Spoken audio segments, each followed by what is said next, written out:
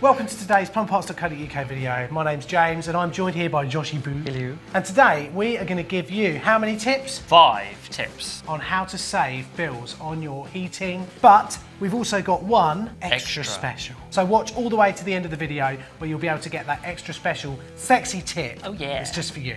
Well, guys, wait a minute. Before we get started, new boilers can be expensive, can't they? And if you're looking into purchasing a new boiler, but you're worried about the large one-off cost of an installation, then check out Warmzilla. Warmzilla offers new boilers with installation at really low prices, plus they provide finance options including 0% interest free to spread the costs. Warmzilla uses gas-safe registered engineers and is rated excellent on Trustpilot, making them the perfect choice. So, if after watching today's Plumber Parts video, you decide you need a new boiler, then check out the Warmzilla links below at the end of the video. Let's get on with this video, guys, and remember to hold tight. Let's do it. Tip number 1, the obvious ones. So one of the most obvious one is obviously just turn your thermostat down. Turn your thermostat down, turn your TRVs down. Just turn everything down, basically. So yeah, even if it's by half a degree or a degree, and this is the thermostat war that every family has out there, even if it's by a degree, probably not going to notice it that much, but you will notice a difference in the heating bill. Also, you could just put a jumper on. You You could do that. Yeah, you love. Josh is a father, by the way. His children have lived a hard. Well, his child has lived a hard life in many jumpers. I suppose, obviously, what you could do is change your boiler as well. You could. Which is something we're going to talk about in another video, actually. Like, when do you think you should change your boiler? One of the things we could say is when your heating bills start going up because your boiler is not as efficient as it used to be. Then another thing you could do is you could change your radiators to maybe bigger radiators so that they heat the room up a lot quicker. Convecting radiators. So the difference between a normal radiator and a convecting radiator is the fins on the back give more surface area, so it can give more heat into the room quicker. And also that will do something if you've got a condensing boiler that will mean you save money. We'll be coming to that in a minute, right? So don't go anywhere. So to reiterate, in one, turn your stats down a little bit, turn your TRVs down, pop a jumper on as well. I've got enough natural insulation, as it were, from the pub. And also, if you want, get a new boiler. If you think your boiler's not efficient enough, get a new boiler. That would certainly make a difference, especially if it's a non-condensing boiler at the moment and you update it to a condensing one. Yeah. It's a big deal. It is a big deal. You do save a lot of money changing, from an old floor-standing boiler. Yeah, if you do that, I've always said to my customers, if you're going from a non-condensing boiler to a condensing boiler, it's effectively the same heat input at the bottom, but the flue temperature going out, which is off to atmosphere, never to be regained ever again, is a lot lower because you're extracting so much more heat and getting that into your water, which means your boiler runs less. It's just a saver, innit? Do you know what I mean? It's just a good one, innit? So there's tip number 1. So tip number 2 is to lag all your heating pipes. And do you know what? Don't use the thin stuff, use the thick stuff so that it actually does. So what thicknesses do we usually have? So it's 9mm, 13, and then 15, isn't it? 15 or 16? We're putting them up now on the screen Yeah. somewhere. Yeah, 13 mil is kind of like the minimum I'd use. Yeah. It can be a bit troublesome because you've got to take up floorboards sometimes. And sometimes pipes are too close together and,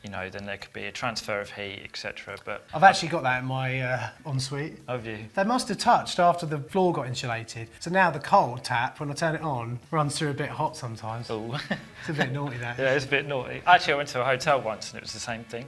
I ran the cold and I was thinking, well, they got the hot and cold the wrong way around. Then ran the hot and the hot got hotter. And I was like, went back to the cold and literally ran it for 10 minutes. So obviously they had a bit of a few issues A bit there. of a touch going on. Yeah. So that is another reason you do it. Insulate your pipes so they don't have a crossover of heat. Yep. But the main thing is that, you've got the distance from, say, a boiler to the radiator could be 10 metres of pipe. And if that heat is being emitted into the floor space or the ceiling void or the wall, that's not where you want it to come out, is No, it? You want you it to want- be in the radiator. That's it. You want all the heat to go to where the output is, really. And that is a relatively cheap, simple, easy job to do. You don't need qualifications to do it. You just need the time and the want That's it. to do it, all right? To get a little bit of the old insulazione on your pipes, all right? And tip number 3 on the insulation thing is if you've got a loft hatch, this is so basic, and I've actually got to do it, so have I. You're now watching me do it, right, while I film it. Insulate your loft hatch. All the heat from your house, especially if you live in, a multiple story house, will tend to go up the stairwells and then into the loft space, and then your loft isn't insulated. No, and it's just going into a cold room.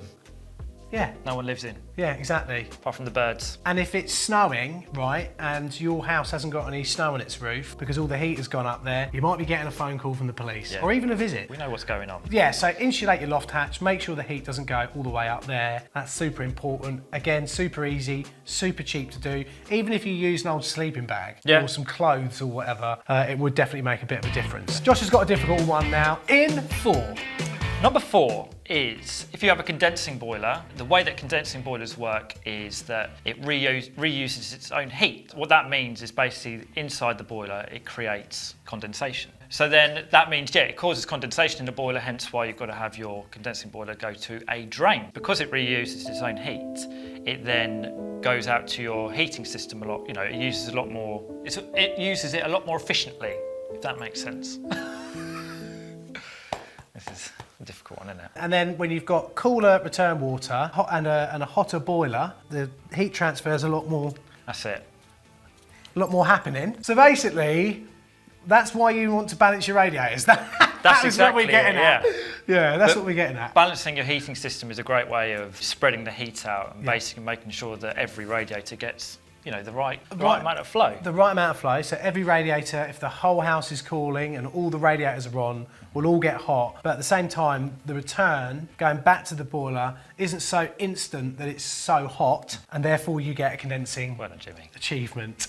Legend. I'm just going to put a very quick screen up right now of text of actually what we meant to say. Most condensing boilers and older standard boilers have the same heat input at the bottom. Let's say 300 degrees for example's sake. Older boilers have one heat exchanger, often with larger airways, meaning the heat from the burner as it rises up through the boiler has less time to transfer its energy. The flue temperature will often be in excess of 200 degrees. With condensing boilers, we add a secondary heat exchanger before the flue terminal to extract more heat. We also pipe the return pipe, which is cooler, into the heat exchanger first because the bigger the difference in flue temperature and return temperature, the larger the heat transfer. This difference is easily likened to when you breathe on a cold window, which creates, guess what, condensation. We'll often then have a flue temperature not in excess of 50 degrees, which is often why condensing boilers have plastic flues. Just think of all that extra energy from that start heating input going into your water. But the thing is, we need to make sure that our return temperature is as cool as possible for the most amount of time, and to do that, we need to balance the radiators. And finally, in number 5, some people don't know how to work these things. I don't know why. And yet again, it is another family fighting thing going on, That's it, isn't yeah. it? Turning the TRVs up and down on the radiators. Yeah. Number 1, learn how to use TRVs, learn how they work. I've actually done a video on this, and I'll leave a link to the video in the description below. It is a very handy video. It is. I even show it to my customers thinking, this is how you use a TRV, because they don't know. They just don't know. Yeah. They think it's, number 5 to make it really hot, yeah, or 1 to just basically, or 0 to make it not come on. Well, they equate the numbers on the side of the TRV to the temperature of the radiator. Yeah. But those numbers are actually about the temperature in the room. Yeah. And if you look on the side of the TRV pack, it will tell you what the numbers represent. But that's been thrown away by the plumber when they were installed, so it's sometimes quite difficult to find it. We do it all the time. Yeah, we do. Rule of thumb, most TRVs, leave them on about 3. If you're not sure that that's right, read on the side of the TRV what the make and manufacturer is, and then, use the thing that starts with a G and ends with an E and has lots of colours in it. Google. But you'll find a lot more information on this channel as well, so click the link below to watch that video. But not quite yet, because we've got one more extra special for you guys who've watched all the way to the end. Little tip. What is it, Josh? Just so excited to tell you. So it is. Go on. Okay. So it is. Use these little fans that go under the radiators. That I've done a video on. Yeah, and honestly, it works. It does work. It's something that's so simple, but it works and really packs out the radiator heat. They are expensive for what they are. I mean, let's be brutally honest and blunt about it. They're kind of like computer fans that go underneath your radiator, but they're in a nice little, packaged plasticky bit. And they also have a little thermostat that goes up to, touches on the radiator, so they don't run when the radiator's cold. They'll only come on when the radiator's hot. And, well, I fitted some in my wife's mum's house, and I'm still married to her. So it's all going well there. That's it, that's good then. Yeah, and I think I might be in the will now. Perfect. How much it cost you? About 150 quid, something like that. The great thing about that is it circulates air around the room. It almost acts as a very quiet, in the background fan coil unit, you'd say. Yeah. And because that air is circulating around, the thermostat in the room gets a more accurate picture of what's going on, as do the TRVs, and the whole system's a lot happier. Yeah, it's a good idea. So that is our final extra special tip. All right, hit the like button and comment below as well as to whether you think Josh should just put more jumpers on or actually just turn his heating up a little bit. I'm not actually going to tell you what the temperature is in my flat. Comment below, what temperature do you have your house at? What temperature do you have your thermostat on? If you don't have it on 21 degrees, you're a weirdo, all right? I have mine on 21 degrees all the time. That's what it is. Tropical, 23 degrees. Really? Constantly. Is that because of Becca? Yeah, and Judah, and obviously myself. Becca's his wife, Judah's his son. I do like walking in though. You literally walk in and it's just like the desert. It's so nice. Tell you what, there is actually one other little tip that I've just thought of. So you're so lucky you're still here.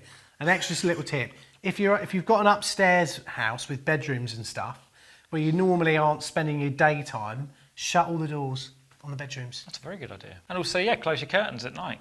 You know, Yeah. it keeps heat. Oh, look at all these tips coming out. It keeps the heat in and also stops any sort of peeping Tom irritations happening or accidental getting out of the shower and someone seeing you as they walk their dog, Has that happened which has to you? never happened to me. Yeah, all right. Anyway, see you soon, guys. Thanks so much for watching, and I'll see you in the next Plumber Parts video. What is it we say at the end of videos for some reason? Say, hold tight. Hold tight. See you later. Bye-bye. Bye-bye. WhatsApp's probably going to be the place as well that I'll share all the behind the scenes stuff. So what I'll probably do over the next few days, some of you this will probably matter to, probably most of you this won't matter because most of you are behind the scenes members already. But we'll keep the